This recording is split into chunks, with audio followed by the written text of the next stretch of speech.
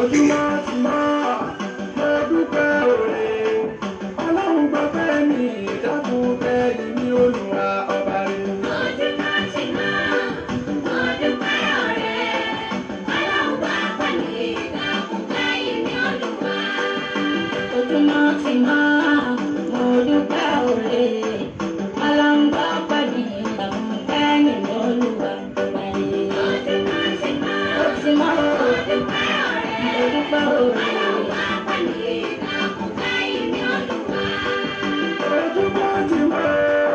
mo dúpẹ́ òre ọlọ́run gbọ́pẹ́ mi dákun kẹ́yìn ní olúwa. ojúmọ́ ti mọ́ mo dúpẹ́ òre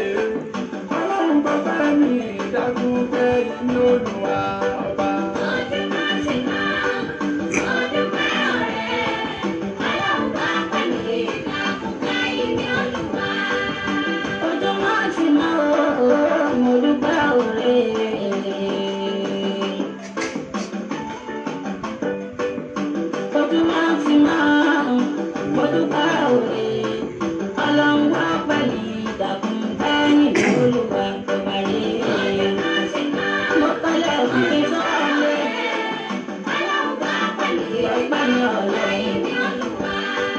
Ọpẹ́ ni f'Olúwa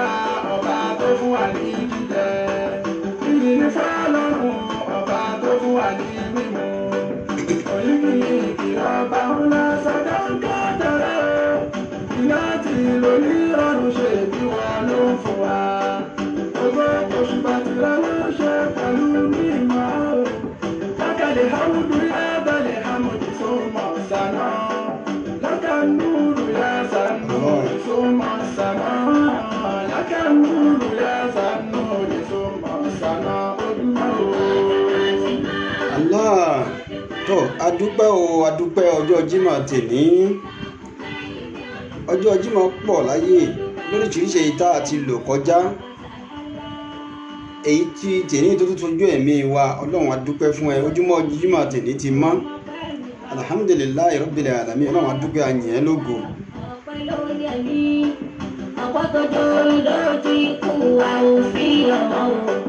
Títí láéláé ọpẹ́ mi, títí láéláé ọpẹ́ mi, ẹ̀yin ni ọlọ́run ọba rẹ̀. Ẹni a bá ṣe lóore tí ò dúpẹ́ gẹ́gẹ́ bí ọlọ́ṣà kẹ́rù ẹni lọ ni gbogbo ẹni tó jẹ́ wípé ọlọ́run ṣoore fún ó jí láyọ̀ ó rí pé Jímọ̀ tèmi ṣojú ẹ̀mí òun kò wá dúpẹ́ fọlọ́run ẹni náà ọlọ́run níbẹ̀ bá dúpẹ́ fún mi ó ṣàlékún oore tẹ Allahu Akbar.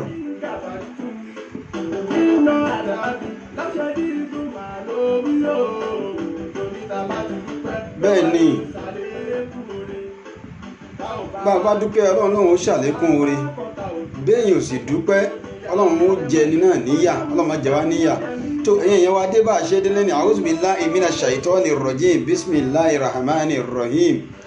alhamdulillahi rabbil alamin arrahmanir rahim maliki yawmiddin allahumma salli ala sayyidina muhammadin wa ala alihi wa sahbihi wa sallim. Assalamu alaikum wa rahmatullahi ta'ala wa barakatuh. Ọlọ́run adúpẹ́ àyìn ológo àyìn ọlọ́run adúpẹ́ fọ́lọ́run ọba tó jẹ́ kó jẹ́ Jímọ̀ tèmi ṣojú ẹ̀mí wa. Ọ̀pọ̀lọpọ̀ Jímọ̀ ti kọjá lọ ọ̀pọ̀lọpọ̀ rẹ̀ sì kù síwájú ọlọ́mọṣàjì ó bá wa lẹ́yìn. Àyìn ànábì wa Muhammad sallallahu alayhi wa sallam ànábì wọn náà la dúpẹ́ fún òun náà ni aṣíwájú wa ó ní olùtọ́sọ́nà wa ó ní àwòkọ́ṣe wa àlékún ìkẹ́ àlékún ìgẹ̀ àlékún ọlá ńlá ọlọ́run òjì ọmọ bá ànábì wa Muhammad sallallahu alayhi wa sallam àtúndélé lẹ́yìn yẹn wa adé sórí ètò wa adé bá a ṣe dé adékólókó má lọ lóṣòkò adékólódò má lọ sódò adé bá a ṣe dé adé sórí ètò wa ní ètò wa Al-Hikmah program the wisdom program of the universe láti ilé iṣẹ́ wa ìbílẹ̀ rédíò and tv ìbílẹ̀ rédíò tiwantiwa ìbílẹ̀ rédíò tó kárí gbogbo àgbáńlá ayé ìbílẹ̀ rédíò Nàìjíríà adélẹ́ni adébá ṣe dé o ọlọ́run àwọn àfọ àwọn òbí wa àwọn tí wọ́n níwàdúrà lórí wa olúwa òkú wọn àtàyè wọn olúwa wọn máṣàbà ṣàánú fún wọn máṣàbà ṣàlékún ìkẹ́ fáwọn tó ti bọ́ sálì kíámọ̀ nínú wọn wọ́n lè mọ́ni hákò àléyìn náà alẹ́ àyíyá òmìnira wàlà àmúwàt àfọ alhamdulillah àfọ Allahu akbar àfọ àkànní àfọ àkàngbà tí ó máa kí àwọn àfọ tí ó máa kí wọn ní ó ní wọ́n ìzámọ̀ rárítà fáàyí àyíyà ní òmù àzìnú ìlẹ́ìkà awúlí manazila tàrídúdì ó ní wọ́n ìzámọ̀ rárítà tó o bá kọjá níwájú ilé àwọn àfọ àwọn àgbàlagbà àwọn èèyàn ńláńlá àwọn ẹni ọlọ́ àwọn èèyàn yéèyàn tó bá kọjá níwájú ilé wọn fáàyí àyíyà dákú bá mi kí àwọn àfọ àwọn àtàtì bá mi kí wọn bá mi sálámà sí wọn àzìnú ìlẹ́ìkà tó o bá kí wọn ó tẹ́tí sí ọ kódà bí wọn awili manazila tàrídúdì bí wọn bá tiẹ̀ sí láyé má gan-an kó sálámà sí ilé wọn ó ṣe kíni o ilé wọn ó ṣe mọ̀ dá ọ̀run àlékún ìkẹ́ àlékún ìgè kọ́ wọn bá wọn àfọwọ́n àtàlẹ́ bọ́sálì kí á mọ̀ àwọn táwọn àláyé olúwa o agboolé wọn méjì parẹ́ fún mímọ̀ láíláíláí wọ́n lè mọ́nà hákò àlẹ́yìnà alẹ́ àyíyáwó mìíràn wọlé àmúwàtí láháùlà wàlá quwwata illa billahi aliyyil azim.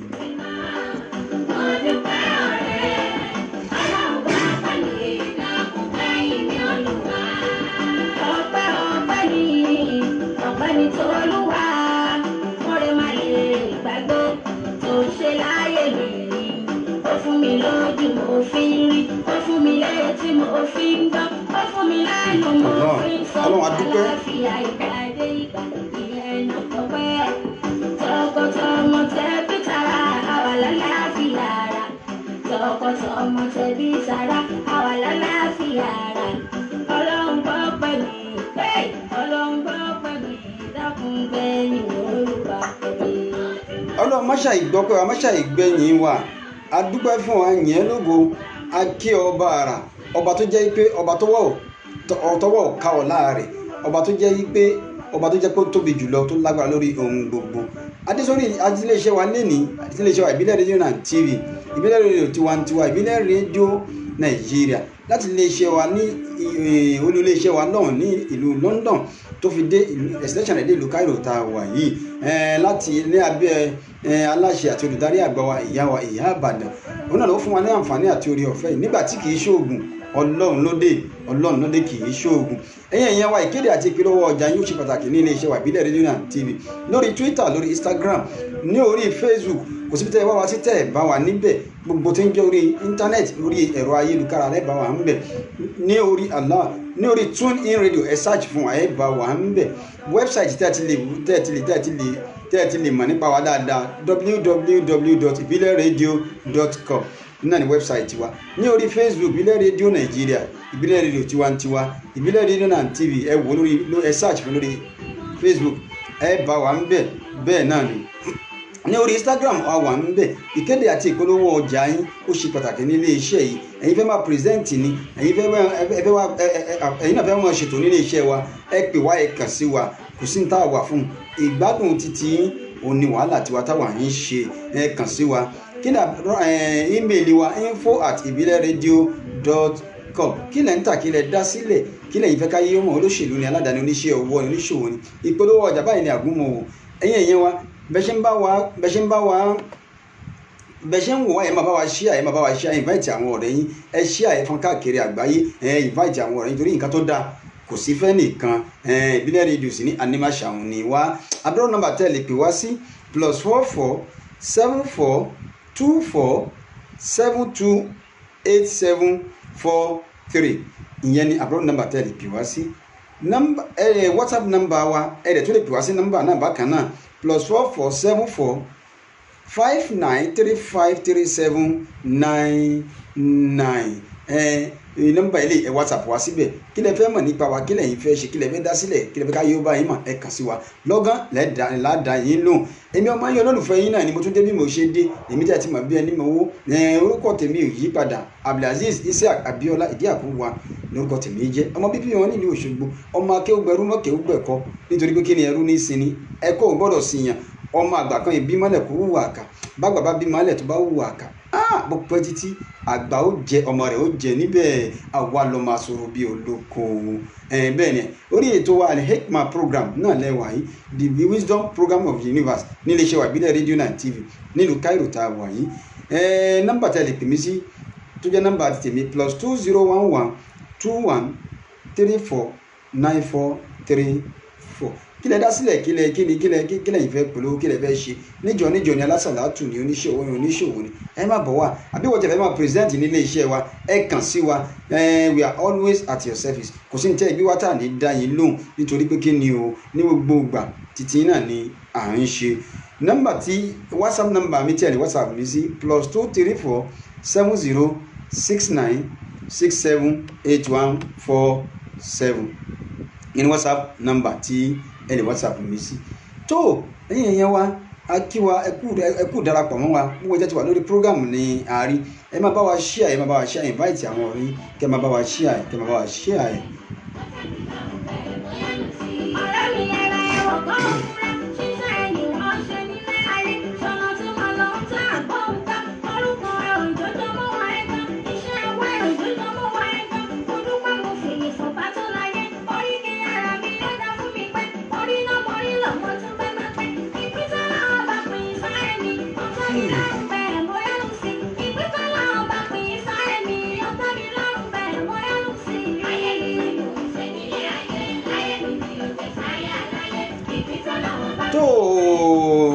Èmi Abdulaziz Isiaq Abíọ́lá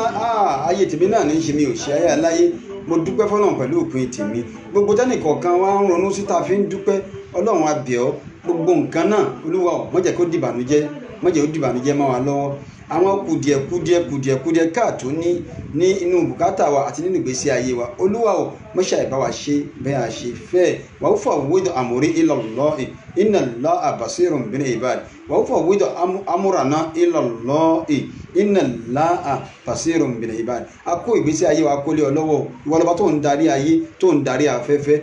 Allah bí àṣẹ nìkan àwọn olórin kan gbà tí wọ́n bá kọrin wà ní ọba tí darí afẹ́fẹ́ ọba tí darí afẹ́fẹ́ wá darí oore mi síbi tí mo wà ọba tí darí afẹ́fẹ́ wọ́n náà wí tiẹ̀ Ọlọ́run darí oore mi síbi tí mo wà a dúpẹ́ fún Ọlọ́run.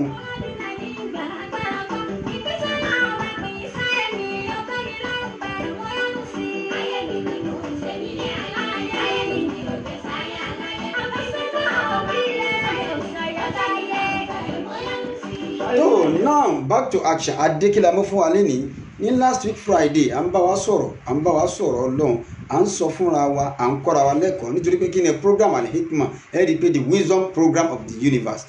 Al-Hikmah wisdom program ni ètò tí a fi ń kọ́ra wa lẹ́kọ̀ọ́ tá à ń kọ́mọdé kọ́ àgbàlagbà tá a fi ń kọ́ra àwa tá à ń sọ àwa kọ́ la perfect àwa kọ́ la mọ̀ sọ jù àwa kọ́ la ní ọpọlọ jù àwa náà ò mọ̀ sọ àmọ́ wí wọ́n ní sọ̀rọ̀ òun ni bàbá sọ̀rọ̀ kódà àfa kan sọ inú orin nígbà táwọn àfa wa ń kọ́ wa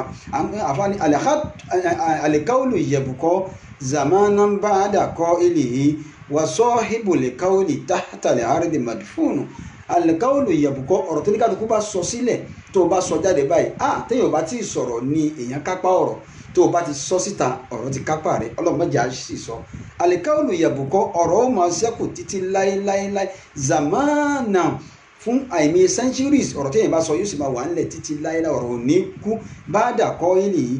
lẹ́yìn ẹni tó ti sọ tán ọ̀rọ̀ ó sì máa wà nílẹ̀ láéláé wa sahibul qawli kódà ẹni tó ti sọ̀rọ̀ tahta al-ardi madfun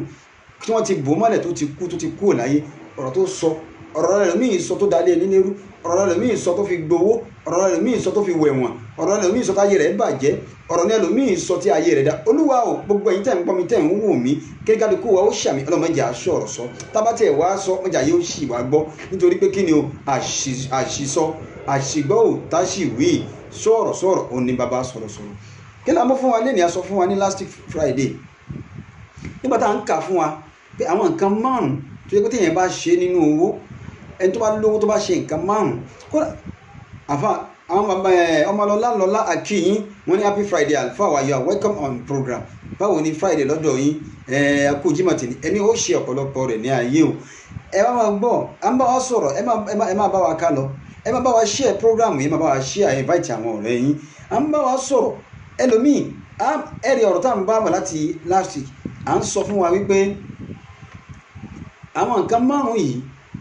téèyàn bá ṣe tó bá lówó láàárọ̀ owó náà ò ní kalẹ̀ yóò rí ibi adìẹ lẹ̀ yóò pè lówó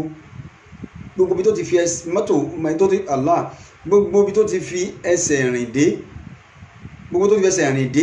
tó ti wọ mọ́tò ìdìbò bẹ̀ ni ó padà fi ẹsẹ̀ rìn tí ò bá ṣọ́ra àbí tó bá túbá. bàbá wa ó já Sọpẹ́ Olúmídé àwọn náà ti join wa lórí program wọ́n ní ẹ kú ètò àlùfáà wa you are welcome on program sir. báwo ni Friday lọ́dọ̀ yín gbogbo UK ńkọ́ ṣé dáadáa lẹ́wà. ẹ wo bẹ́ẹ̀ ní kálukú ṣe ń jà bàbá wa já Sọpẹ́ ní báwọn náà bá ń sọ̀rọ̀ títí wọn bí àbàdàn náà bá ń sọ tiẹ̀ everybody bá ń sọ tiẹ̀ lórí program gbogbo nǹkan wọ̀nyí àfi ń kọ́ra wa lẹ́kọ̀ọ́ ni wọ́n ní Olúwa ò fẹ́ kú ẹlẹ́ṣẹ̀ àfi ká ronú pìwàdà. àwọn nǹkan márùn-ún ìmọ̀ kà fún wa mo sọ méjì fún wa ní lásì nígbà tí àbá ń sọ fún wa pé wà má lákàsún ani dọ̀yà ìkàsọ́rí fìhí bẹ̀ harijin rìbá zina wà hamúrin wà hú tọ́tìn. àbá wa ní wà múrí tẹ́kẹ̀bọ́ ń bì záàkà gbogbo tó bá ń ṣe nǹkan márùn-ún yìí nínú olówó lọ́wọ́ fi ń ṣe nǹkan márùn-ún ó wá ń ṣe lọ bẹ́ẹ̀ ó ń ṣe lọ bẹ́ẹ̀ ó ń ṣe lọ bẹ́ẹ̀ ó ń pè ọ̀rọ̀ rọrùn nírọ́ ó ní àwọn àfáàwò kí ni àwọn àfáàwò ní exaggeration ní superstition ní kíní kan ní lọ wo àwọn tó ṣe bẹ́ẹ̀ lánàá lọ wo ìbẹ̀rẹ̀ wọn wá wo bí tí wọ́n láǹdì sí starting ni wọ́n ní wọn ní finishing torí ọ̀rọ̀ Ọlọ́run ni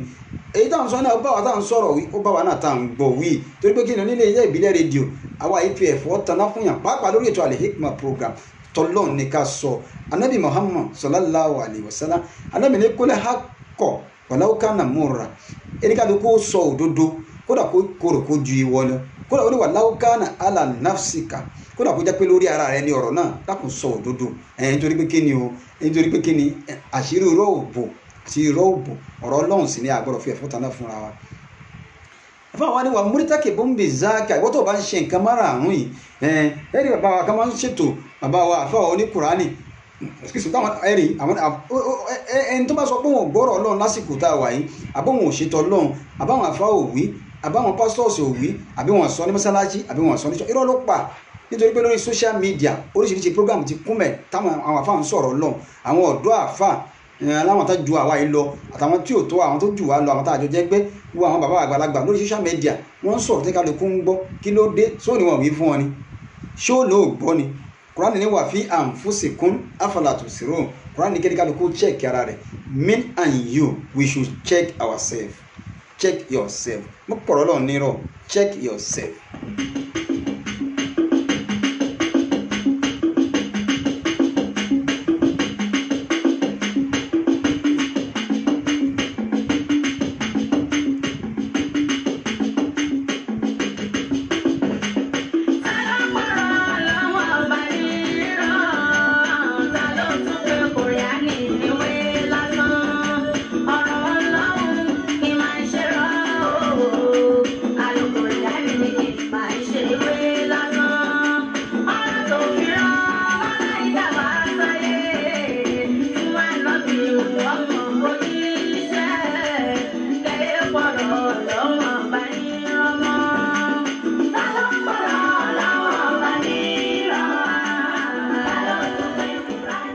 ẹ̀rí gbogbo àwọn Islamic music tá à ń play yìí kò ń ṣe pé abẹ́ká máa gbọ́ lásán ẹ̀rí pé ó ń ṣe déédéé nǹkan tá à ń sọ ẹ̀wọ̀n tí Alhaji wa Aminatu Ajao sọ ó ní ta ló ń pọ̀rọ̀ náà ọba nírọ́ ta ló ń pọ̀rọ̀ Al-Qur'ani nínú ọ̀rọ̀ tó náà fi rán àwọn òjíṣẹ́ ìwà sáyé ọ̀rọ̀ lọ́hùn ṣe parọ́ ní wọ́n máa asdaq al-qawl kò sẹ́ni tó sọ̀rọ̀ tó ọ̀rọ̀ òdodo tó Ọlọ́hun ọ̀rọ̀ náà òótọ́ ni kò ṣeé pè ní irọ́ ẹ máa bá wa bọ̀ à ń sọ fún wa wípé àwọn nǹkan márùn-ún àfáàní wa múrítẹ́kì bọ́m̀bì záàkà ìwọ́ tó bá ń ṣe nǹkan márùn-ún ó jọ bí eré ni kì í ṣeré àbíkẹ́ni ká lè kó ronú kó pìwàdà kó túbá ká sá ti Ọlọ́run lọ fafirru ilallahi inni lakum nazirun mubin àtẹ̀mí àtẹ̀yìn ká sá di Ọlọ́run lọ ká fara ti Ọlọ́run ni ká gbẹ̀mí tì nítorí pé kí ni òun lèèyàn máa ń fara tì tí ò ní ṣubú tó o bá ṣẹ̀ tó o bẹ̀ tó tọrọ dáríjì yóò tún wá gbà wọlé bí ẹni pé òṣèré rí ni. wọ́n mú tẹ́kì bọ́m̀bì záàkà àfáàní gbogbo tó bá ṣe nǹkan mára àwọn yublabi níkìbà tí níkìbà ìyà wàhálà fìtínà yubla àdáwò pẹ̀lú wàhálà pẹ̀lú ìdààmú wà mustaujibun irú ẹni bẹ́ẹ̀ wájib ó di dandan lé lórí bizambi pẹ̀lú pé kí ni o pẹ̀lú ẹ̀ṣẹ̀ tí ń ṣe yìí sálíbà nàìmà gbogbo tí ń jẹ́ ìdẹ̀ra ọwọ́ rẹ̀ àwọn orí ọwọ́ rẹ̀ Ọlọ́run ní èmi ó gbà àti sálíbù wọn náà ní pé kọ́lọ́run gba nǹkan kúrò lọ́wọ́ èèyàn gbogbo confiscation gbogbo ẹ̀ ni ó confiscate, gbogbo ẹ̀ lọ́wọ́ ó gbà lọ́wọ́ ẹ̀ pátápátá, kì í ṣe èèyàn ni ó confiscate ẹ̀, ọlọ́run ó confiscate gbogbo tó bá ní lọ́wọ́. àṣẹ́líbà ní ẹ̀mà pé ètò tó máa ń ṣe òun ṣe lọ ọlọ́run wá tí ì bọ́ wí kò tí ì bọ́ ọjà. sẹ́líbà ní ẹ̀mà àpàrà gba ìdẹ̀rẹ̀ gbogbo tó ní lọ́wọ́ àpàrà gbà lọ́wọ́ ni. ẹ wo àwọn olóṣèlú, àwọn olówó, àwọn ọlọ́lá tí wọ́n dẹ́rù rẹ̀ wò. kódà ìwọ tó jẹ́ ọ̀dọ́ tó ń tu owó kéékèèké jọ àfi kó o fura fọ́níyàzà ìwọ náà fura sí ọ̀rọ̀ ara ẹ̀. tó àfáà wa ní wọ́n máa ń lámì yóò sọ ẹni tí ọlọ́run ọba mú àdánwò wá bá òun ṣe àwọn nǹkan yìí. nǹkan márùn-ún ni méjì ni mo sọ ní last week, ṣùgbọ́n ẹyọ kan ni mo rí pé mo emphasize dáadáa tí mo explain dáadáa. ẹlẹ́ẹ̀kejì màá tún mẹ́nu bà, kódà màá tún sọ èyí tí ó tún jẹ́ mẹ́ta. márùn-ún ni wọ́n ní ẹni tó máa ń ṣerú àwọn nǹkan yìí wà máa lámù yìí sọ ẹni tó máa ń ṣerú àwọn nǹkan wọ̀nyí fi máàlì nínú owó rẹ̀ tọ́lọ́run fún nínú dúkìá rẹ̀ òun wá ń ṣe àwọn nǹkan yìí níbẹ̀. aobi nafsi yìí wà máa lámù yìí sọ ẹni tí a bá tí ì fi àdánwò kàn àti ìbàjá àti ìbáwí àti fi pọ́blẹ́mù kan ó dẹ̀ ń ṣe àwọn nǹkan márààrún la ilaha illallah. ẹ̀yin tẹ́ ń gbọ́ mi tẹ́ wọ́n wá share program yẹn jọ ẹ máa bá wa share ẹ máa bá bẹ́ẹ̀ bá ṣe ń share ẹ̀ ọlọ́run mọ̀ fún ẹ̀yin náà ní ládàá bẹ́ẹ̀ ni bẹ́ẹ̀ náà lẹ́ ń ṣe lẹ́kṣọ̀ yìí ni. ọ̀rọ̀ ọlọ́run ni ọlọ́run ṣe é jìnnà sí, ta ló kọjá ọ̀rọ̀ ọlọ́run, ta lolúwa ẹ̀. ìwọ ẹni tó máa ń ṣe àwọn nǹkan tá à ń sọ yìí ó wà lábúrọ̀dù ni o, ó wà ní nàìjíríà ni o, ó wà níbìkan níbi yóò kó wà, tó bá ń ṣe tó lọ túbá tó ń bá lọ bẹ́ẹ̀ àbí kéèyàn ó jáwọ́ torí repercussion rẹ̀ ò dáa kò dáa àṣegbé kan ò síwájú ọlọ́run, àṣepamọ́ ló wà.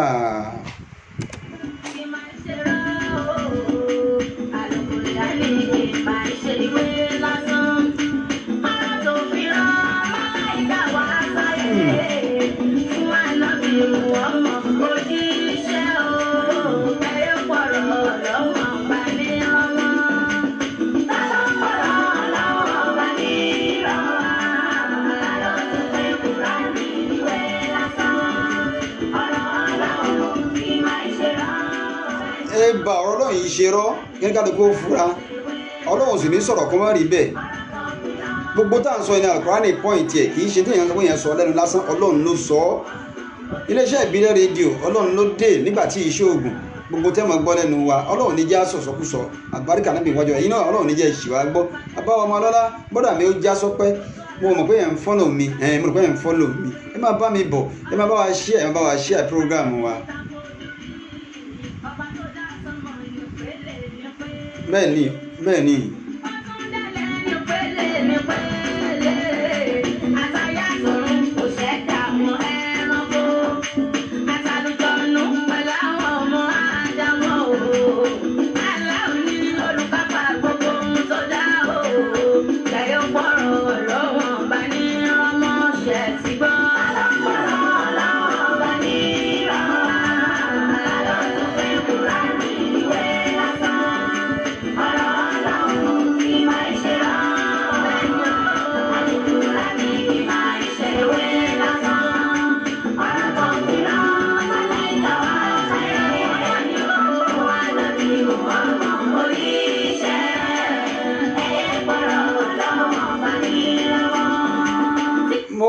mo rí àwọn bàbá mi kan wọ́n join mi Islam First, tí n bá ṣe mistake bàbá wa alfa wa oníkùránì,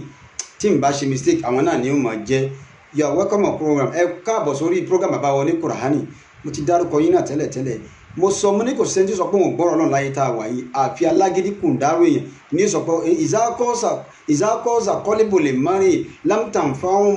màwá ìzàtún kalẹ̀ àrídì ìzá sábàkát lámtàn fáwọn lè mọ́tọ̀. bọ́kàn èèyàn bá ti le tó ti le lálejò kò sí wáàsí tí a lè sọmọ kò ní gbọ́ rárá. àbáwọn oníkùránì wọ́n ń ṣe wáàsí lójoojúmọ́, ní alẹ́ yàtọ̀ bá wọn pàdé lórí ètò títí wọn náà ní kálukú wá ń kéde àwọn pariwo ṣebí kó lè bá dá fún gbogbo wa ni Al-Qur'ani tọ́lọ̀ ń sọ fún Ànábì Muhammad sallallahu alaihi wasallam yadullukum ala da'ikum wa dawa'ikum. Kùránì ni yóò máa sọ àìsàn tó ń ṣe wá, yóò tún wá máa sọ ògùn tá a máa prescribe ògùn fún wa. Al-Qur'ani sọ sickness wa fún wa, ó tún wá ń prescribe ògùn tá a lò. ó wá ní wo ò ní lo ògùn Al-Qur'ani mà kí wàá lọ wá fẹ́ lò ó ní lo ògùn ọ̀rọ̀ Ọlọ́run. bẹ́ẹ̀ bá ti ń jìnà sọ́lọ́run bẹ́ẹ̀ náà Ọlọ́run ṣe máa jìnà sí, Ọlọ́run sì ṣe jìnà sí. wọ́n ní wà máa lámì yìí sọ àbáni gbogbo ẹnikẹ́ni tí Ọlọ́run bá ti mú àdánwò bá tó sì ń ṣe nǹkan márùn-ún nínú owó ẹ̀ torí àwọn kan mára àwọn èèyàn tó bá lówó ló kọ́mọ̀ sí lọ́dọ̀ wọ́n náà tó ní chẹ́yìn díẹ̀díẹ̀ tó ṣẹ̀ ń lówó lọ́wọ́ kó yá fura fíìmánì nínú owó rẹ̀ aobi nafsi àbí nínú ẹ̀mí rẹ̀ ọlọ́run tí ì fi ohun ara rẹ̀ gẹ́gẹ́ kó fi ṣàdánwò fún àbí owó rẹ̀ àbí dúkìá rẹ̀ afáwa ni wà mustadira jun pé ọlọ́run ní istidiraja ni à ń tan èmi ọlọ́run ń bọ̀ mò ń bọ̀ inna Allaha la yumli lil zalim ata iza akhazahu lam yuflitu ọlọ́run ní inna Allaha dájọ́ yé èmi ọlọ́run ọba la yumli lil zalim gbogbo àwọn alábòsí ni tí ń ṣàbòsí tá à ń sọ fún wọn tí àbáwá ń Kùránì ẹ̀yin náà ń sọ fún wọn àgbọ́ ni ẹ̀ ń sọ fún wọn àgbọ́ èyí tí ó dájú ní pé kọ́lọ́n jẹ́ wọn gbọ́ nítorí pé kí ni o alábòsí ni wọ́n yumni lahum ọlọ́run dẹ̀ wọ́n ni ó ń dẹ̀ wọ́n ni àtàyèzá àkàzàwò lam yuflitu tí ọlọ́run bá padà wàá gbá wọn mú lam yuflitu wọn sì ní bọ́m̀bẹ̀ ẹ wo ní suratul qalam ẹ wo mi tọ́lọ̀ sọ́n bì kan pé fáwọn mò ní làwọn inna kaydi matinu wa nastadrijuhum min haythu la ya'lamuna ọlọ́run ní mi ọlọ́run dẹ̀ wọ́n ni mò ń dẹ̀ wọ́n á padà gbá wọn mú níbi tó yẹ pé kí ni wọ́n àti ní bọ́m̀bẹ̀ tọ́lọ́n bá mú yàn ọlọ́run tó yẹ pé wọ́n sílẹ̀kùn fún yàn èèyàn sì ní lè jáde gbẹ̀jẹ̀ ń gbọ́ program ẹ má bá wa share ẹ má bá wa share a máa retí kọ́mẹ̀ntì yín ó wá ní wà mustajira jun istidiraja ni ẹ̀tàn ọlọ́run tàn ọ́ ni tó bá ń ṣe àwọn kan márùn-ún yìí tó sọ́ra kó jáwọ́ ń bẹ̀ wà bá bí àbò ha sì sọ̀fùkọ́tì ẹni náà ó padà yóò ní starting ni kò ní finishing mo sọ níjẹjọ mo ní ẹ lọ́wọ́ àwọn olówó náà ti ṣe irú ẹ̀ ẹlòmíì wà lórí stroke nísìn ó ní owó ó ní ọlá tán lè fi wo stroke àmọ́ síbẹ̀síbẹ̀ ọlọ́run gbé dìde níbi àdánwò ọ̀tọ̀ làdánwò ọlọ́run ọ̀tọ̀ ní repercussion kò jọra wọn bàbá wa ní Kùránì bàbá wa ó já sọ́pẹ́tẹ̀ wà lórí program bàbá wa Ọmọlọ́lá tí mo bá ń parọ́ ẹ máa já mi Allahu Akbar Allah ta ní pọ̀rọ̀ náà bá nírọ̀ gan kẹ́ ẹ máa sọ̀rọ̀ ká ní pé Al-Kùránì ń parọ́ ẹ̀tàn ni bàbá wa ní àwọn kan márùn tí mo ń kà níjẹjọ pé wà máa lákà sún owó tó o bá ní wà máa lákà ó fi màfúlàn bí síwájú ni màfúlùn bí ó fi síwájú sún máa lákà owó tó o bá ní kó o sọ dáadáa o a ní dọ̀yà ìkà sọ́rí fìyí a ní dọ̀yà ìkówó náà má bàa rà rè kó má bàa parẹ́ mọ́ ọ lọ́wọ́ kó má bàa rí bẹ̀ jẹ́ ẹ̀ kó àfa àkọ́bẹ̀ jẹ́ pé àwọn tó ti fún lọ́wọ́ tẹ́lẹ̀tẹ́lẹ̀ wọ́n padà máa tọrọ jẹ lọ́wọ́ wọn. ó níbi kà sọ́rí fìyí kó má bàa bọ́ mọ́ ọ lọ́wọ́ bí àháríjìn nínú ta kà ní last week fún wa nìyẹn alẹ́háríjù ní lóga alkọ́tìlù ṣèdátò lẹ́kọ́tìlì wọn náà pè ní alẹ́háríjù kéèyàn ó pààyàn ẹ wo báwọn olóṣèlú Nàìjíríà ṣe ń pààyàn ẹlòmíì ayákìlà ni wọ́n ń lò àwọn assassin wọn ní ẹlọ́pàá alágbájá ẹ̀mí yẹn sì tọwọ́ rẹ̀ bọ́ mo ti sọ̀rọ̀ púpọ̀ lórí ẹ̀ níjẹjọ torí pé Kùránì kò tiẹ̀ fún wa pé máa ń kọ̀tàlà mu'minan muta'ammidan fajaza'uhu jahannama gbogbo ẹni tó bá pa èèyàn tó bá pa ẹ̀dá ẹgbẹ́ rẹ̀ muta'ammidan tó sì máa ń mà pa tẹ́ni náà ò dáràn kí wọ́n pa fajaza'uhu jahannama bó fi gbogbo ilé ayé bó àfà la ilaha illallah jaza'uhu jahannama ni ìyẹn lọ́dọ̀ Ọlọ́run nìyẹn àmọ́ láyé ń bí inú owó tó ti ṣéun owó náà ó padà parẹ́ àbí owó náà wá di àdánwò sí ọ lọ́wọ́ mo sọ níjẹjọ ẹnìkan bẹ tó gbogbo kúùpù tán dì ní Nàìjíríà lẹ́nì ó lọ́wọ́ sí gbogbo kúùpù náà òun náà padà jáde lóun fẹ́ ṣe pírẹsidẹ́ǹtì ó mà wá ti kò má rí ó padà jẹ́ tán fi Black Maria gbé káàkiri ni ọ̀rọ̀ Ọlọ́run ẹlẹ́ẹ̀kejì mi ìfẹ́ pẹ́ mbẹ̀ torí mo níbi tí mò ń lọ gbogbo ẹni tẹ́ ń gbọ́ mi tẹ́ ń wò mí inú mi ń dùn púpọ̀ torí pé kí ni mo rí àwọn àgbàlagbà lórí program tán ń wò mí èé ṣe kí ló dé tá a ya létí ìgbọ́ àwọn àfáwọn ọmọ sọ fáwọn mùsùlùmí àní gbọ́ àwọn pastors ọmọ sọ fáwọn christian àní gbọ́ kí ni wá kí ni ọ kí ló jẹ́ kí ló gbójúlé ẹlẹ́ẹ̀kejì ó níbi àháríjì àlẹ́kọ́tìlù kéèyàn pààyàn mo ti sọ yẹn púpọ̀ ní last week ẹlẹ́ẹ̀kejì rìbá ó níbi àháríjì rìbá zina wà hamuri wà hùtọ́ rìbá lẹ́lẹ́ẹ̀kejì mo sọ̀rọ̀ nípa rìbá ní last week àwọn míì aláwọn gba àwọn ta mọ́tò dealer high purchase èèyàn gba mọ́tò lọ́wọ́ rẹ̀ ní 500,000 lápèjú àbí 1 million lápèjúwe ó wá gbé fún ní times 3 ìyẹn ò tí ì tó ọ lérè ó gbé fún ní times 3 tó ti jẹ́ kó ti di àrámù nígbà tó gbé fún ní times 3 ìtàn ó tún wá sọ fún wípé lóṣooṣù yóò máa san 100,000 tó bá wá pa oṣù méjì mẹ́ta jẹ tó san owó yẹn kú bóyá bíi 500,000 bí 1 million nínú 3 million tẹ sọ́dà excuse me ẹ wá gba mọ́tò náà lọ́wọ́ ẹ̀ owó èyí tó ti san tẹ́lẹ̀ ẹ̀ ní fún mọ́ ọkọ̀ náà ẹ wà tó ṣe ẹ wà lọ tó tà fẹ́ lómi téèyàn bá ń ṣe bẹ́ẹ̀ rí bá rìbá inna Allah alala al-bay'a wa harrama rìbá lọ́lọ́run wí ọlọ́run ní mo ṣe kẹ́ ẹ ṣòwò kẹ́ ẹ ra nǹkan kẹ́ ẹ tà kẹ́ ẹ jèrè ẹ̀tọ́ ni mo ṣe fún yín àmọ́ wa harrama rìbá èèwọ̀ ni téèyàn bá jẹ́ tó bá wọnú owó èèyàn owó náà ó parẹ́ àwọn míì wọ́n ní òun fẹ́ yáwó èèyàn fẹ́ yá 5,000 lọ́wọ́ rẹ̀ lápèjúwe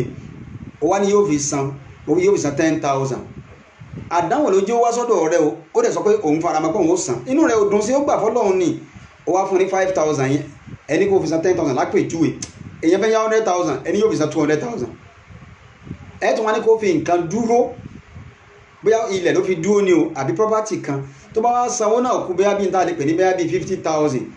tí ò bá wá rówó náà san mọ́ èyí property tó mú wá ẹ̀ gbà lọ́wọ́ ẹ̀ ní fún mọ́ èyí owó tó san ẹ̀ ní dágbádà fún mọ́ ẹ̀ wá jẹ̀gùn mọ́yán ẹ̀ wá ní irú ẹni bẹ́ẹ̀ tó bá àdánwò lọ́dọ̀ rẹ̀ tó wá kàn fún àdánwò rẹ̀ wá ní wọn náà lọ scot free kò sí tó jọ ọlọ́run ìṣọba àga à ń bọ̀ wá ná ẹ̀yin ìyá tẹ̀ ń gbọ́ wa Al-Hikmat program lẹ́gbọ́n láti iléeṣẹ́ wa ìbílẹ̀ rédíò náà TV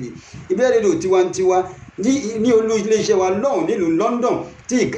extension rẹ̀ dé ìlú Cairo níbi tá a wà yìí ẹ máa bá wa bọ̀ ẹ máa bá wa ká lọ à ń ka àwọn nǹkan márùn-ún téèyàn gbọ́dọ̀ ṣe nínú owó àwọn èèyàn náà bí mi lórí program àbábá oníkùránì àtẹ̀yìn tẹ̀ ń gbọ́ mi àbá oníkùránì àwọn èèyàn náà bí mi mò ń sọ̀rọ̀ mí lọ ní ọ̀rọ̀ wọnú ọ̀rọ̀ yìí àwọn èèyàn máa ní kí n ka nǹkan márùn-ún mo wá ní nǹkan márùn-ún yẹn gan máa padà wá fi ṣe program mo sì gbọ́ lẹ́nu àwọn àfáà wa ni kódà àtúkàánú tíra tá a fojú ara wa rí gbogbo tá a bá gbọ́ ọlọ́run ní jẹ́ sọ ẹ̀yin tẹ̀sí ń gbọ́ wa ọlọ́run ní jẹ́ ìṣìwà gbọ́ torí àṣìwí kò tó àṣìsọ sọ̀rọ̀ òní bàbá sọ̀rọ̀ Al-Hikmat program ń tẹ̀síwájú à ń bọ̀ wá náà ẹ máa gbá wa ká lọ.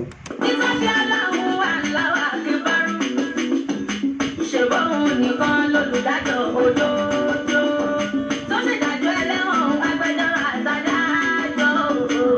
ó dáre ní àgbẹjọ́ akélódà ánímọ́lì kẹ́sì wá ṣáájà gbogbo tó pamọ́ lọ́lọ́hùn rí pátá olùdájọ́ lọ́hùn wá ṣírò iṣẹ́ bóyá bàbá bá kọ́ àwọn padà wá jábọ̀ kẹ́yẹ́ pọ̀rọ̀ sàtì àmì rọmọ o. Lálọ́ pọ̀rọ̀ lọ́wọ́ bá ní rọmọ. Lálọ́ tó fẹ́ kúrá ní ìwé lásán. Ọ̀rọ̀ ọlọ́run kì máa ṣe rán ọba yẹn. Àdúrà ní kì máa ṣe wé lásán. Ọ̀rọ̀ kan fi rán màláíkà. ṣé ìgbàgbé níjẹjọ ní last week tí mò ń sọ fún wa tí mò ń sọ̀rọ̀ àwọn ọ̀rẹ́ méjì fún wa tí kan pa ìkan tí kan pa kan mò ń bọ̀ wá bẹ̀ mi ò tí gbàgbé ẹ̀rí Ànábì wa Muhammad sallallahu alaihi wasallam Ànábì sọ fún wa pé man nabata lahamahu fi suhuti fannaru awla bihi man nabata lahamahu fi suhuti alikalimatu suhut nígbà táwọn afáà ń kọ́ wa wọ́n ní à ń pè ní rìbá gbogbo ẹni tó bá jẹ́ pé gbogbo ìgbésí ayé ara rẹ̀ gbogbo bí ṣe ń jẹ bí ṣe mu nínú owó èlé ló ti ń jẹ ló ti ń mu àwọn kan gbáwọ́ kọ́mílẹ́ láńtà àdọ́gbọ́n gbowó èlé náà ni àwọn alájẹsẹ́kù mi àfúnyàn lówó wọn ni ó fi 100 ó fi san 200 tó bá ti wá rí san ó tún wá gba kíní kan gbogbo kíní ẹ jẹ́ ká gbé kalẹ̀ ní ọ̀nà tí ó fi máa ran kálukú lọ́wọ́ gbogbo tí máa ń ṣerú nǹkan wọ̀nyí gan tó wá láti jọyìn wa ìnira ló lé wa èyí ló lówó kó jọyìn wa ẹ̀rọ lówó mẹ̀ tí ó sì olówó iṣẹ́ ẹ̀rí mi lọ ní àkójọ ìwọ̀n bàbá wa ọmọlọ́lá bàbá wa ó já sọpẹ́ ẹ̀rí àwọn olówó tó ń ṣe alájẹsẹ́kù tàbí ẹ̀rí àwọn mílíọ̀nì àwọn olóṣèlú wa ńláńlá ẹ̀rí wọn náà alájẹsẹ́kù àbẹ́ ẹ̀rí wọn nínú cooperative ẹ̀ lè rí wọn bẹ̀ àbí kọ́ lọ gba purchase mọ́tò ẹni tí olówó náà ló ń ṣe kí ló dé tó wọ́n fi ìnira kún ìnira wa Ànábì ní man nabata lahamahu fi suhut gbogbo tó bá mú gbogbo ìgbésí ayé jíjẹ múmu rẹ orí àràmù ní orí owó èlé ni wọ́n ní fannaru awla bihi oníjọ́ ògbé dàlẹ̀ kíámà ó iná ẹlẹ́ta ìlérò bẹ́ẹ̀ ni kí ló tàn fara nira wa ẹlẹ́ẹ̀kejì ni torí mo ti sọ nípa ẹ̀ níjẹjọ púpọ̀ Ànábì ló sọ bẹ́ẹ̀ sallallahu alaihi wasallam èé ṣe Al-Qur'ani náà sọ fún wa mo ti kà wọ́n ayé Al-Qur'ani tó pèlè wọ̀ ayé kan sọ pé yá ayyuhal ladhina amanu taqullaha wazzaru ma baqiya mina riba Ọlọ́run ní ẹ bẹ̀rù mi o ẹ̀yin tẹ́ gbà mí gbọ́dọ̀ ẹ bẹ̀rù mi torí táwọn ẹ̀rù mi ò rò bí àbí pé Qur'ani ò sọ ni lórí la fífẹ́ ní káfíà ayà ó ní taqullaha ẹ bẹ̀rù mi Ọlọ́run what's the rumor bakiya mina riba gbogbo tí bá ń jẹ́ rìbá owó èlé pátápátá ọlọ́run ẹ jìnà sí zaru tí lábá bá ní zaru dáhùn àti pé ìjẹ́nìbù ẹ jìnà sí ẹ fílẹ̀ rárá ẹ má wulẹ̀ ṣe é ń kó tó mú mi nínú àtẹ́bá jẹ́ ní tó gba ọlọ́run ọba gbọ́ kí ló dé aláàfin ara lọ́wọ́ ni ẹlòmíì wá gba owó èlé ó gbà tí ẹlòmíì wà nù kódà ẹlòmíì iṣẹ́ yìí náà ló ń ṣe òun ló fi kọ́lé ló fi ra mọ́tò ló fi ṣe gbogbo nǹkan ìwọ ń pa àwọn kan lẹ́kún ó ti fẹ́ kí wọ́n látùbọ̀ tán wà mọ́sítádìrà jùn àfáàní ẹ̀tàn ni wà bá bí ẹ̀kàbọ̀ á sì sọ̀fùkọ́tì yóò padà parẹ́ ni gbogbo ó parẹ́ bí iṣó ó kàn gbọ́ gbú bí atẹ́gùn ó lọ yóò wà dàbẹ̀ tí ò ní owó rí. Allahu akbar Allahu akbar. Ẹlẹ́ẹ̀kẹta mẹ́ta ni mò ń kà bí harijin rìbá mẹ́ta ni mo kà ní last week méjì ni mo kà mọ́ wá fẹ́ fi kà kún lẹ́nìí. ẹ wo ẹja tó wá wo owó èlé tá à ń gbà ẹ wò lóríṣiríṣi ọ̀nà làwọn èèyàn fi ń gbà la ilaha illallah tí ó sì gbé condition kan ló fà Allahu akbar Allahu akbar. ẹ wá wo àwọn tá ń ṣerú ẹ̀ lánàá tá ṣerú ẹ̀ níjẹta tá ṣerú ẹ̀ níjẹni ẹlẹ́mí ò ní exaggeration àwọn àfáà yẹn ń sọ àwọn àfáà yẹn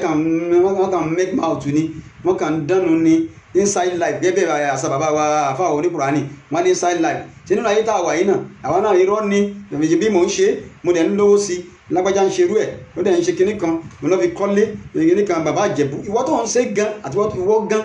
ẹni ó ta kinní kan gbogbo jákujáku ẹ̀yin náà ẹ wò afáàní wà mustadira jù ẹ̀tàn ni o wà bá bí ẹ̀kàbọ̀ á sì sọ̀fùkọ́tì yóò padà darí bí ò ṣe dáa ni yóò wá dàbẹ̀ ẹni tí ò ní rí tó gbé ìnira ni owó èlé jẹ́ báwọn tó ń gbà á ìwọ tó wọ́n ń fún èèyàn tó ń yá èèyàn kí ló dé tó fara di àwọn èèyàn afáàní kún kayfa ṣíìtà fàyínà lá àzókàrà mi wàmọ́ àlẹ́kà ìzá tẹ̀lẹ̀ká òmìn bá a sì àbáni kún kayfa ṣíìtà bó bá sì wọ́ ní kó sì máa sì gbé sí ayé rẹ̀ bó sì wọ́ ní kó gbélé ayé mọ́tò tó wọ́ ní kó máa rùngùn ọkọ̀ ilé tó wọ́ ní kó kọ́ obìnrin tó wọ́ ní kó fẹ́ fàyínà láàzú kára mi ọlọ́run ọba tó tóbi jùlọ ọba ọlọ́rẹ ni gbogbo ẹ̀yà ipa ọlọ́run ọba ka bó sì wọ́ ní kó sí ayé rẹ̀ ó níbi tá a fa ń bọ̀ fani wà má lẹ̀ ìka ìzá tẹ̀lé kọ́ omi ń bá a sí tó bá pàdé ọlọ́run tó gbé kíámà wà má lẹ̀ ìka kí ló láìláì má lẹ̀ ìka kí ló ṣẹlẹ̀ sí ọgán tó tiẹ̀ ronú bó sì pàdé ọlọ́run tó gbé kíámà afẹ́wà ní ìlàsínà tá ní fàlá tẹkìrábù ma àbàdá afẹ́ni nǹkan méjì tí mo fẹ́ kàfà ní ògbọ́dọ̀ débẹ̀ láíláí àwọn ẹni fún èlé yáyìn lówó èlé wọ́n fara ní àwọn èèyàn ní èèwọ̀ nínú Islam ò fara mọ́ Islam tá ń tì ó létò ó ní Allahu Akbar àwọn ò sọ ìdájọ́ rẹ̀ a kàn ń sọ repercussion rẹ̀ ni àwọn afáwọ̀ ìṣèrí àná mọ̀ sọ ìdájọ́ ni wọ́n mọ̀ sọ àwọn kílẹ̀pẹ̀ àwọn ìdájọ́ tó wà lórí ẹ̀ àwọn ṣèríà rẹ̀ afáàní ńlá sínú tá ní fala takrabu ma abada àbí nǹkan méjì ó gbọ́dọ̀ débẹ̀ láíláíláíláí ashiriku billahi wal idraru bin nasi afáàní ashiriku billahi ó gbọ́dọ̀ ṣẹbọ pẹ̀lú ọlọ́run bó bá ṣẹbọ pẹ̀lú ọlọ́run kò sáforíjì náà ni wal idraru bin nas kéè tó máa fara nìyàn gbọ́dí ń yáyàn lówó ènìyàn ń fara nìyàn ni ìnira ló mú wá sọ́dọ̀ rẹ̀ tó wá fi ìnira kún ìnira rẹ̀ la ilaha illallah rasulullah sallallahu alaihi wasallam ẹ̀yìn wa láàrin ìṣẹ́jú kan ẹja ilé-iṣẹ́ wa ọlọ́run gbèsè ẹja polówó ọjà láàrin ìṣẹ́jú kan kádélé iṣẹ́ àti Zack Travel and Tour láàrin ìṣẹ́jú kan. Gbogbo olórí ilé ilẹ̀ yìí àti lókè òkun apá àwọn tó bá iléeṣẹ́ tó mójú lédè bá ti ṣe ìwé ìrìnnà láti orílẹ̀-èdè kan síbòmíì iléeṣẹ́ àti Zack Travel and Tour orílẹ̀-èdè pé bẹ́ẹ̀ bá fẹ́ kàwé ní UK, Canada, Australia, Bulgaria, Malaysia, Ukraine tàbí orílẹ̀-èdè míì òrìṣà bí òǹgbò sílẹ̀ gbẹ̀jẹ̀ iléeṣẹ́ àti Zack Travel and Tour ní ẹ̀kan sí bẹ́ẹ̀ bá fẹ́ tó ìwé ìrìnnà lẹ́yìn tí kò ní magbomogbo nínú tá a mọ̀ sí visa application packages document assessment before submission flight ticket and hotel reservation reveal and pay against with visa or visas booking of appointment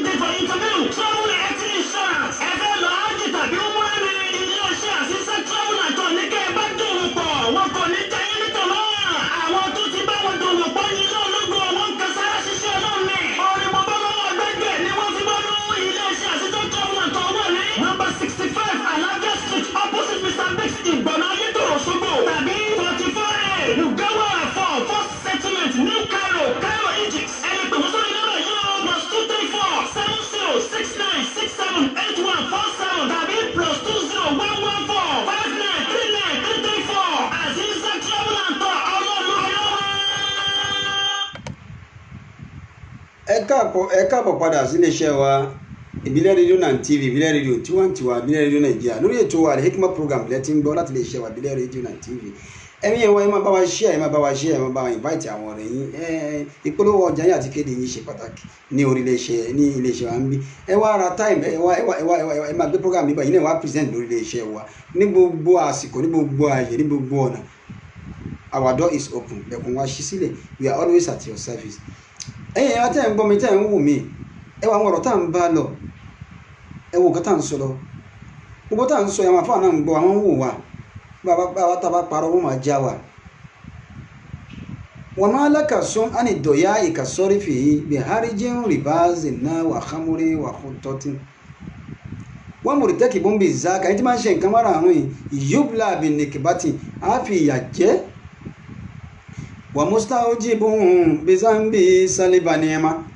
gbogbo orí ọ̀rọ̀ lọ́wọ́ sì gbọ́ tí bá ń dáa fún láàárọ̀ alẹ́ rẹ̀ ó le ẹlẹ́ẹ̀kẹta jẹ́ kí n fi ẹlẹ́ẹ̀kẹta kún òun náà ni àti alẹ́háríjù alẹ́kọ́tùlù kí wọ́n pààyàn assassin ni ọ́ ni o òun rán àwọn assassin níṣẹ́ ni o ó fún yàn lóògùn ni o ó fi ṣògùn owó ni o gbogbo yóò kó lè fi ṣe ẹ̀mí ẹ̀ sàtọwọ́ rẹ̀ bọ́ tẹ́ni náà sì dáràn kí wọ́n pa á kódà bó dáràn kí wọ́n pa á ṣẹ̀ríà ni ó dájọ́ kì í ṣe ìwọ tí o sì ṣe mistake tí wọ́n pé mistake ni oníṣẹ̀ríà ó lè dájọ́ rẹ̀ kì í ṣe àmì ìsọ̀rọ̀ nípa àdájọ́ à ń sọ̀rọ̀ nípa repercussion rẹ̀ ni. ẹlẹ́ẹ̀kejì rìbá òun náà ni rìbá owó èlé ọ̀tọ̀ ni rìbá ọ̀tọ̀ ni rìbá náà ń pè ní owó èlé ọ̀tọ̀ ni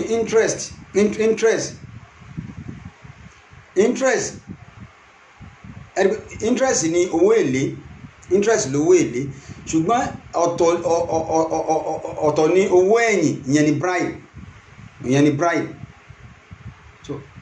afáwọn ń kalọ̀ wọn bá wa sọ̀rọ̀ lọ ẹlẹ́ẹ̀kẹta ó ní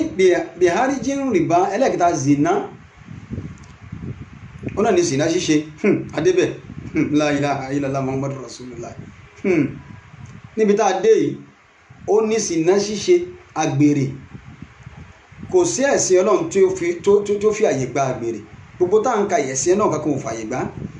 ó jẹ́ kìrìsìtẹ́nì ni o ó jẹ́ mùsùlùmí ni o kò sí ẹ̀sìn ọlọ́run tó fàyè gbà nínú book of Moses àwọn òfin mẹ́wàá 10 commandments tọ́lọ́run fún anabi Musa alayhi salatu wa salam ó kà síbẹ̀ tó sì jẹ́ pé àwọn tá a jẹ́ kìrìsìtẹ́nì wọ́n ń tẹ̀lé òfin yìí dáadáa ọlọ́run ìwọ kò gbọ́dọ̀ pa ènìyàn la ilaha illallah ẹ̀wọ̀n kẹta ń kà fún wa yìí ìwọ kò gbọ́dọ̀ pa ènìyàn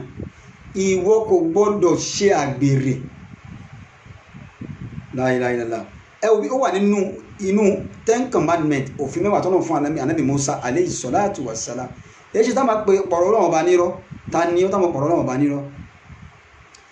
azina àgbèrè anabi Muhammad sallallahu alayhi wa sallam ó ní ìzá kàthúrà zina tí àgbèrè bá pọ̀ nílùú láìlà tó bá pọ̀ jù tó wà muntashir tó yẹ pé ó gbajúmọ̀ káàkiri ìlú ó wà láàrin ọkùnrin wà láàrin obìnrin gbogbo ìlú àgbèrè wá pọ̀ sínà wá pọ̀ tí sínà bá sì ti pọ̀ ọmọ àlè ó pọ̀ kò sọ wọ́n tẹ́ fẹ́ dá tí sínà bá ti pọ̀ ọmọ àlè ó pọ̀ nílùú ẹ̀gbọ́ ó ní ìzá kàthúrà zina ó ní ànábì ní tí sínà bá ti pọ̀ nínú kó hítọ̀ lẹ́mọ́tọ̀ láìláìlá ó ní òjò ọ̀dá òjò òde òjò ní ìrọ̀ dédé nílùú ó ní àmọ́ tójò bá wá ń rọ̀ láàyò bá rẹ̀ kìfì òjò náà máa rọ̀ ní kò ní lálùbáríkà fún ìlú tí máa ń rọ̀ sí torí gbogbo oúnjẹ tí òjò náà bá mú jáde kò ní sálùbáríkà mẹ́ ẹ wo Nàìjíríà lẹ́nì ẹ wò bójò ṣe ń rọ̀ tó òjò from January to December ní àrọ̀wọlé àwọn àgbàrá òjò àwọn omíyalé òjò síbẹ̀síbẹ̀ oúnjẹ tá a ní Nàìjíríà ṣètò wa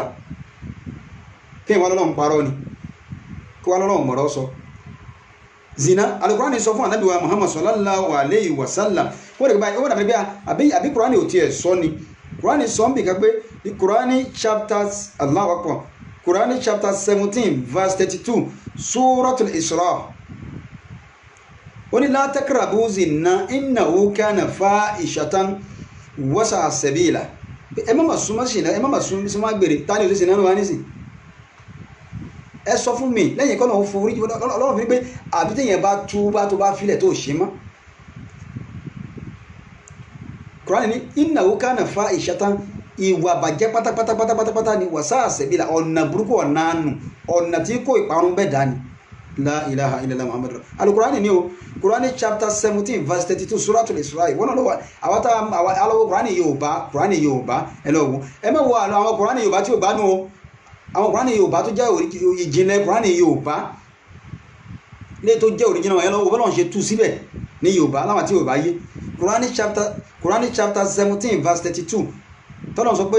innahu kana fahishatan wa sa'a sabila ọ̀nà nù pátápátá ní pé ẹ mọ́ ṣe. Tabatun alo Qur'ani chapter 24 verse 30 Suratul Nur látòkè lọ́n ti gbé ọ̀rọ̀ zina tó sọ pé azaniyatu wazani kìíní kan àwọn ìdájọ́ zina ní ẹ̀mí ò sọ̀rọ̀ nípa ìdájọ́ ìdípa ọkọ̀ ṣẹlẹ̀ lèmi ń sọ àwọn abọ́n ṣẹ̀rí àwọn bá sọ nípa àwọn afáwọn Qur'ani àwọn ọmọ bá sọ nípa ìdájọ́ ó bá sì ṣe zina ẹ̀nà ní ẹgbà kìíní kan ẹ̀nà nígbà ìdájọ́ nìyẹn. Ọlọ́run ní kulil lil mu'minina Ọlọ́run ní sọ fún àwọn mùmìnì o yaghuddu min absarihim wa yahfazuna furujahum pé kí wọ́n máa rẹ ojú wọn lẹ̀ kí wọ́n sì ṣọ́ abẹ́ wọn níbi ìṣekúṣe wa yahfazuna furujahum ká ṣọ́ abẹ́ wọn níbi ìṣekúṣe zalika azka lahum eléyìí ni ó fọ̀ wọ́n mọ́ inna Allaha khabirun bima yasna'un kí là ń ṣe tọ́lọ́run mọ̀ nísìn. Ó tún sọ náà àyà yẹn ó tún tẹ̀síwájú lọ chapter verse 31 rẹ̀ èyí tó tẹ̀lé ó ń sọ wípé kulil lil mu'minati yaghdudna min absarihinna ó sọ tiwọn náà káwọn náà sáfùsì náà. La ilaha illallah. Ìkànnà àwọn sàhábà dáadáa àdìsí lè yá ìtàbí pé ọ̀rọ̀ Ọlọ́run jẹ́rìí rẹ̀ ni pé kálíbà máa yí pé ọ̀rọ̀ Ọlọ́run sọ àdìsí sọ wàrúwìyà àn bá dé sàhábà àkànnà àwọn sàhábà dáadáa àwọn sahabiyyul jalil wọ́n gba ọ̀rọ̀ yìí wá. Ó ní iyyakum wa zina ẹ ṣọ́ra pẹ̀lú àgbèrè ṣíṣe o èmi àtẹ̀yìn ẹ jẹ́ ṣọ́ra pẹ̀lú àgbèrè ṣíṣe. Àwọn ọkùnrin mi olójúkù mú ọ̀lọ́ bí irú wa ìkọ́nà kó ṣàánú wa ni ẹlòmí torí ìsìná fáá kò fẹ́ yàwó obìnrin mi torí ìsìná torí àgbèrè kò lọ́kọ. Ànábì sì sọ yí pé ẹni pé mọ́nísítà táà mi kúmẹ̀lì bá àfálẹ́yà Kùránì ní fáńkì owó alẹ́ àyàmà mi fún ẹ̀yin ọ̀dọ́ ẹ̀yin àpapàrapàrà ẹ fẹ́ yàwó kójú yín lè kú òǹbẹ̀ fàyín náà àgáàdù lè bá sọ̀rọ̀. Ìkànnà àwọn sàábí wọn ní iyyakum wa zina ẹ ṣọ́ra pẹ̀lú zina sísà àgbèrè ṣíṣe fàyín náà fi ìsítò fẹsọ orí àwọn nǹkan mẹ́fà ló wà nù zina àwọn ewu mẹ́fà àwọn àdáwò mẹ́fà wà nù ẹ̀. La ilaha illallah ó ní salasa fi dunya mẹ́ta nílé ayé bí yóò ṣẹlẹ̀ sẹ́ni náà wa salasa fil akhirah mẹ́ta ó ṣẹlẹ̀ sí níjọ́ gbé al-qiyama. ẹjá ka mẹ́ta ti ilé ayé mẹ́ta ti al-qiyama káfí ìgúlẹ̀ ìjọ mẹ́jọ torí àsìkò wa ti lọ. Mẹ́ta náà ti ilé ayé ó ní àdánwò mẹ́fà ló wà lára kéèyàn ṣe sìná tani ṣe sìná nísìn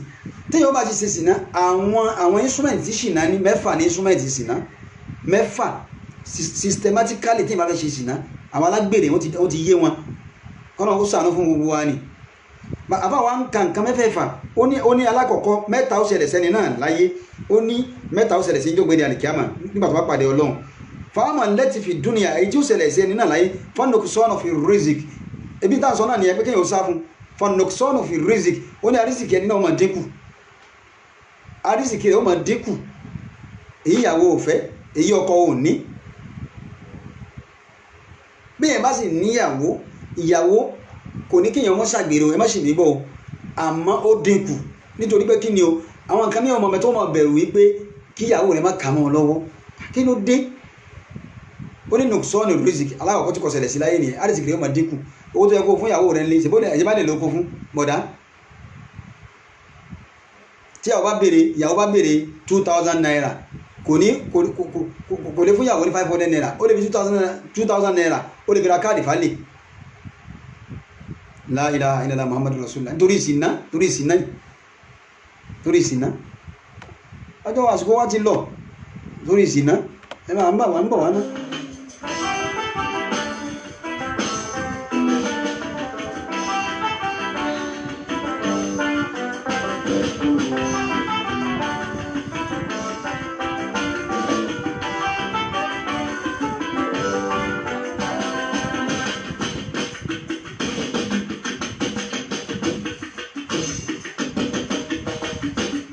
ojú láì mo bẹ̀rù èèyàn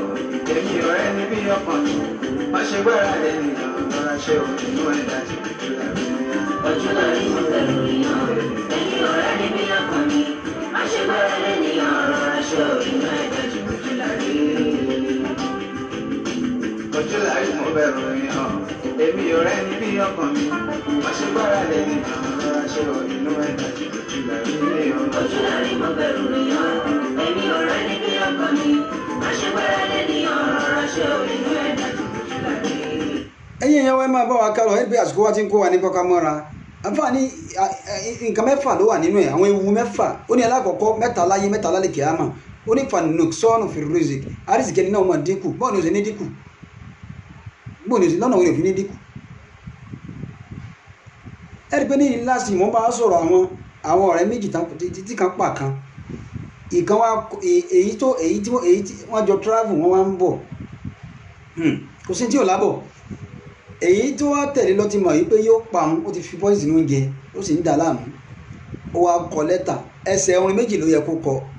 ó wá kọ ẹyọ kan ìjẹ̀rora poison tó wà lára rẹ̀ kò jórí ẹsẹ̀ kan yòókù kọ ó ní ìwọ ọ̀rẹ́ mi tó bá dédé máa ń fáwọn ọmọ mi ní lẹ́tà yìí ó sì bímọ méjì ó wá kọ pé àlá ayú albintani inna abakuma àlá ayú albintani inna abakuma n tó kọ síbẹ̀ nìyẹn pé àlá ẹtẹ́ tí ẹ gbọ́ ayú albintani ẹ̀yin ọmọ mi méjèèjì ẹ̀yin ọmọbìnrin méjèèjì afáwa sákìbù onúlóyè ohun lóyè adágún dúró wọ́n ti wà lórí program you are welcome program ẹ káàbọ̀ ó ní àlá yóò alibintá ní iná abakùnmá ẹ̀yin ọmọ méjèèjì ẹ̀yin obìnrin méjèèjì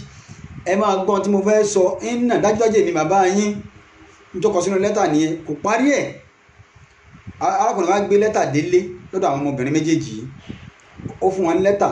wọ́n ka ẹsẹ̀ orin àkọ́kọ́ wọn àmọ̀túmọ̀ ẹ̀ ẹ má bàbá tá ń káàbọ̀ àwọn nǹkan márùn tí kò ìparun bá rìsìkì èèyàn ọlọ́mọdé kó wọ́ parun káwọn náà sì mọ́ fọwọ́ ara wa síra wa gbogbo bí tá a sọ yìí náà gbogbo àwọn tá a jì sínú ẹ̀ ọlọ́run mọ́sà ìforíjì wa mọ́sà ìforíjì wa ọlọ́run kó gbàdúrà wa kó ṣàánú wa kó mójú kò ní láì fi wa ṣe bẹ́ẹ̀ èèyàn ni wá. wọ́n wá gbé lẹ́tà báwọn ọmọ àwọn wá wò pé àlá ayú alibintani ẹ̀yin ọmọ mi méjèèjì iná abá ọkùnrin èmi bàbá yín kí ni ìtumọ̀ rẹ̀. àwọn ọmọ wọn gbé lẹ́tà káàkiri wọ́n gbé délé ọba wa ní kò sẹ́ni tó lè mọ lẹ́tà yìí wọ́n wá gbogbo àwọn akọrin ìlú wọn rẹ̀ tó mọ̀ tó mọ̀ lẹ́tà yìí ọ̀rẹ́ ló sì pa wọ́n wá ní ká lọ sí ẹ̀yìn àwọn ọ̀jọ̀gbọ́n wá jókòó wọ́n wá ronú wọ́n ní kí la fẹ́ ṣe wọ́n wá gba kábíyèsí ní mọ̀ràn kábíyèsí wá ní ẹja ṣèmọ̀ràn wọ́n wá ṣèmọ̀ràn wọ́n ní ẹ lọ sẹ́yìn ìlú ní tógèètì nílùú ẹ lọ signboard tó wà níbẹ̀ ẹ lọ kọ orin yìí síbẹ̀ kẹ́ ẹ wá kọ sísàlẹ̀ wípé àwọn tọ́lọ̀ ń bá fún ní ọpọlọ kan bá parí orin yìí wọ́n wá gbé lọ síbẹ̀ wọ́n kọ orin náà àbáwá sákìbò wọ́n ní wà lẹ́kùn sàárọ̀ tí a bára kà tó akíyín akújímẹ̀nẹ̀ ní ó ṣọ̀pẹ́ wọ́n wá kọ orin náà sẹ́yìn ìlú tó yẹ pé bíi tó gèrè tí wọ́n sọ pé welcome to Ìbàdàn welcome to kìnìún kan ibẹ̀ ẹni kálukú wa ń kọjá àwọn ọ̀jọ̀gbọ́n wa ń kọjá àwọn àlejò arákùnrin kan wá kọjá ó wá kọ nǹkan sábẹ́ orin náà àmọ́ àsìkò mi ti kó mi ní pápá mára arábìnrin kan wá kọjá arákùnrin kan ọ̀jọ̀gbọ́n ni àwọn kan sọ pé Umaru Kesi ni àwọn kan sọ pé ọ̀jọ̀gbọ́n olórin kan ni ó wá wo orin náà títí ó ní oṣù tí orin náà ń lò níbi signboard yẹn ó wá wò títí wá wò pé àlá ayú alibintani inna abakuma ó wá wò ẹni tó kọrin yìí kí ló tí ò parí orin Ọlọ́run fún ẹlòmíì nílà káì láìláìlá àwọn èèyàn ní ọpọlọ púpọ̀ Ọlọ́run fún ẹlòmíì lọ́pọlọ orin tí wọ́n tọ́jú rẹ̀ kọ́ wọ́n ní kó parí ẹ̀ ó kàn kọjá nílùú náà níwáwò kí wọ́n ní ikmin azil abiyat ikmin azil bayit complete orin yìí ẹni tó bá kọ ọba ó fún lẹ́bùn ọ̀dọ̀gbọ́n yẹn wá dúró wá wò dáadáa ó ní àlá أيها البنتان إن أباكما wá ronú wá kọ́ sábẹ́ rẹ̀ yí pé qatilun khuza athara man atakuma. Allah olórin yẹn bá wọn parí ẹ̀ ó wá kọ́ sí lábẹ́ wá parí ẹ̀ pé orin àkọ́kọ́ tẹ̀ mọ́ ibi tó parí sí ìparí rẹ̀ ní ó ní qatilun khuza athara man atakuma. ẹ̀yin náà wò kí wọ́n ní túmọ̀ tó kọ síbẹ̀ á gbọ́ níjọ́ mẹ́jọ torí àsìkò méjì kó mi ní pápá mára. ó wá padà kọ́ pé kọ̀tí àwọn kan ní kọ̀tí ńlá àwọn tíra ní kọ̀tí ló ń khuza torí pé inna abakuma inna ismu inna àbá ni.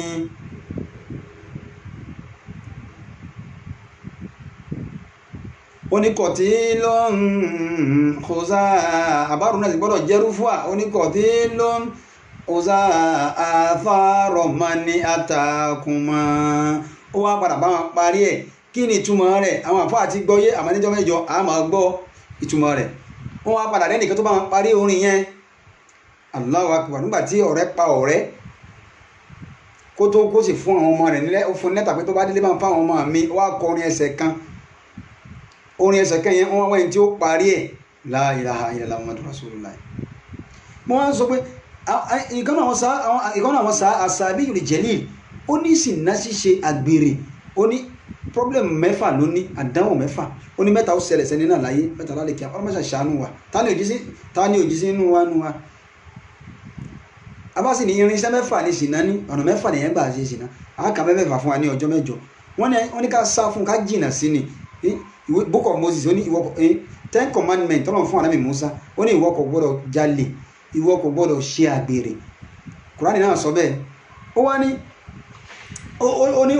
fanukṣọ́nù rízìkì ẹni náà ó máa dínkù ó ní wà kọ́tíwòlà ájẹ̀lì ó ní ẹlẹ́ẹ̀kejì kọ́tíwòlà ájẹ̀lì ẹni yóò tètè kú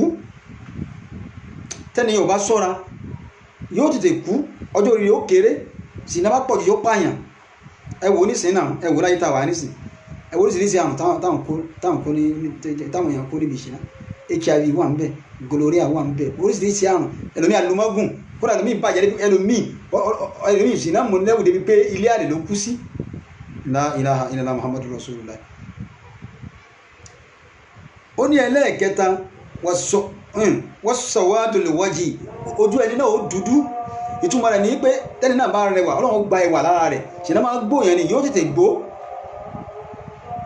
tó bá di níjọ́ mẹ́jọ ẹ máa gbọ́ ẹ̀yìn ẹ̀wà ọjọ́ wa ti lọ ẹ̀yìn ẹ̀wà orí ètò wà lẹ́kùnmá program náà láti lè ṣe wà ìbílẹ̀ rédíò náà TV ìbílẹ̀ rédíò tiwantiwa láti lò London náà ìkéde àti ìpolówó ọjà yín ṣe pàtàkì ẹ fẹ́ polówó ọjà ẹ fẹ́ kéde ní ẹ fẹ́ gbogbo nǹkan tẹ́ máa ń tà ẹ kàn sí wa ẹ pè wá lórí Facebook lórí Twitter lórí Instagram àwa ń bẹ lórí Instagram lórí Twitter àwa ń bẹ kò síbi tẹ́ ẹ ti lè bá wa ẹ kàn sí wa ẹ pè wá àbúrò nàmbà tẹ́ ẹ lè pè wá sí +447424728743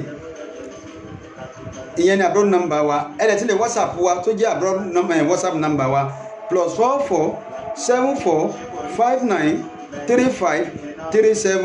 +447459353799